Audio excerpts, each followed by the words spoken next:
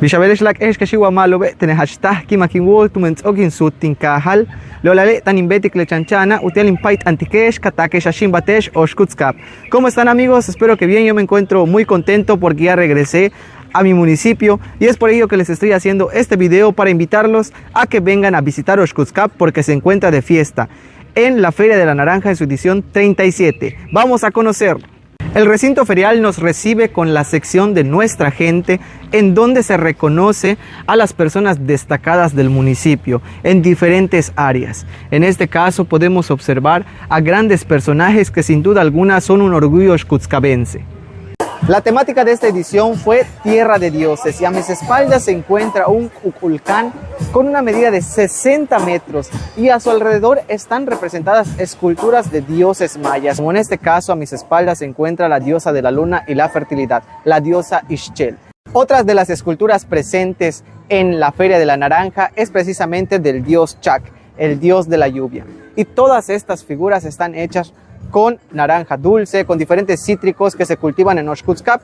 Y finalizamos el recorrido de las esculturas de los dioses con precisamente el Chacbolay.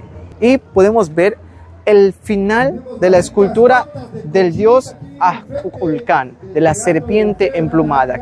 Lo que muchas personas se preguntan es de cómo se obtienen todos estos cítricos para realizar estas esculturas que año con año van representando a la Feria de la Naranja. Funciona de esta manera.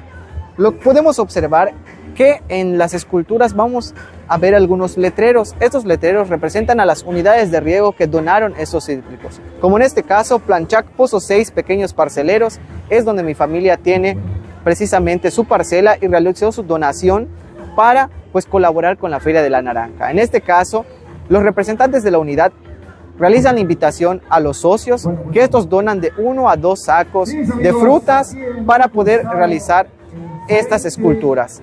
Entonces el ayuntamiento, a manera de agradecimiento, se les entrega una despensa a los parceleros y también se les entrega unos boletos para realizar una rifa posterior a la feria sobre instrumentos o materiales que les sirven a los agricultores para seguir realizando su trabajo en sus parcelas. Les recordamos que las actividades de la Feria de la Naranja normalmente se hacen en la tarde-noche.